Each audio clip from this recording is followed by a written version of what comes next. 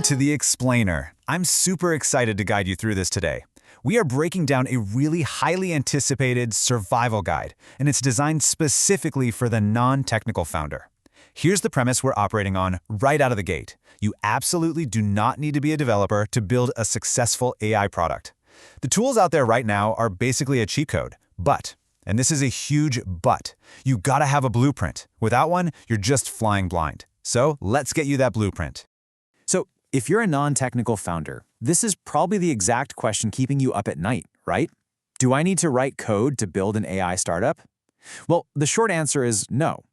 With modern AI tools, you can just describe what you want in plain, everyday language, and the tech handles the heavy lifting. But honestly, stressing over your lack of coding skills is a total distraction. It's actually masking the real threat you're facing. Because believe it or not, the barrier to entry isn't writing code anymore. The real threat? It's this number right here, 42%. According to the data, 42% of startups fail for one simple, honestly devastating reason. They build something literally nobody wants. And here's the terrifying part about the AI era we're in right now. Because tools like Claude Code or Bubble that you build prototypes instantly, it is easier than ever to rapidly build a product that absolutely nobody needs. The timeline from I have an idea to I have a product has shrunk from months to, like, days, which means you can run your venture right off the rails at record speed if you start building before validating the problem. To avoid that fate, here is our roadmap for today. We'll start with finding the real problem, then we'll pick your no-code stack, walk through the 6 steps to your MVP, and finally look at some fatal founder AI mistakes. All right, part 1, find the real problem. Start with the pain, not the tech. I really want you to let this idea sink in. AI isn't the product. AI is the unlock. What does that actually mean? Well, think about it. Your customers, they do not care if your product uses some complex large language model or a vector database under the hood. They just care about making their own headaches go away. AI is just an accelerator you use to solve a painful, repeated workflow. If you start out by saying, hey, I want to build an AI chatbot, you're kind of doing it backwards. You need to start by saying, my target users spend 4 hours a week manually reconciling expense reports, and it drives them absolutely crazy. Focus on the workflow and use AI to unlock the speed.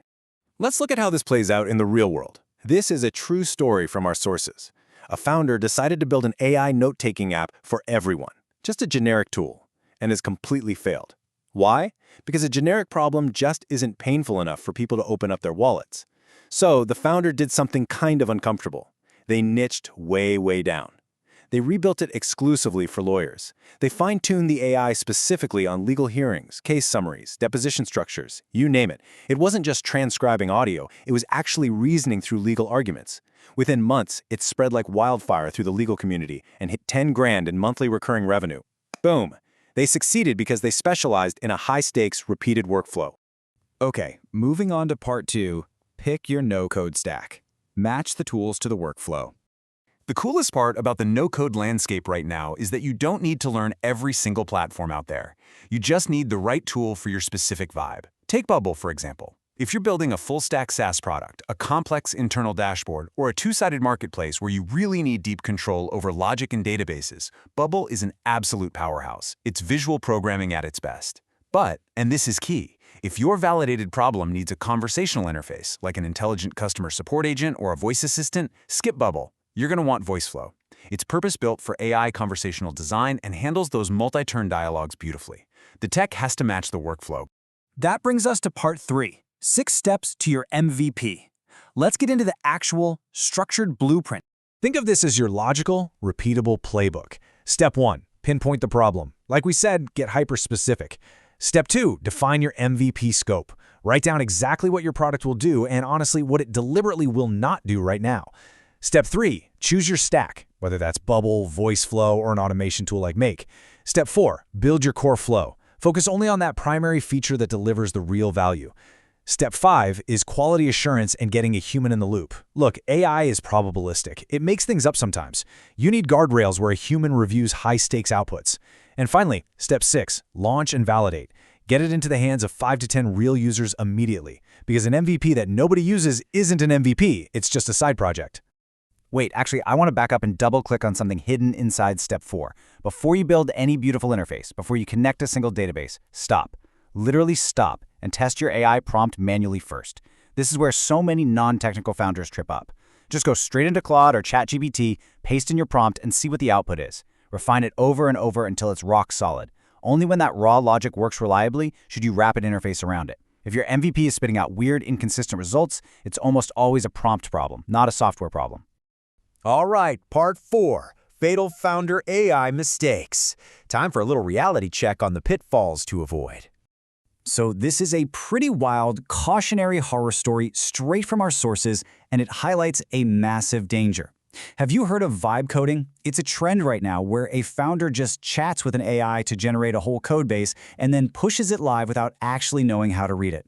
Well, one founder did exactly this for a client in the financial sector.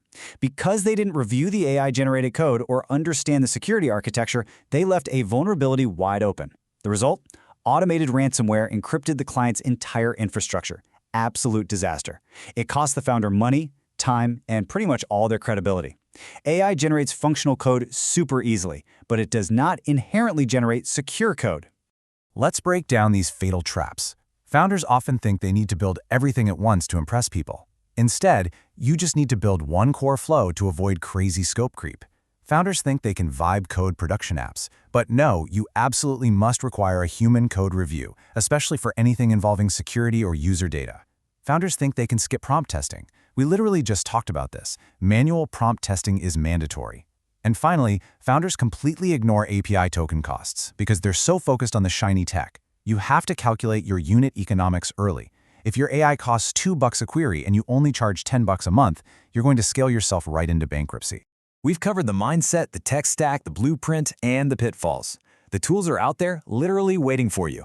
But remember, the real magic isn't in the AI model itself. The magic is in the problem you choose to solve.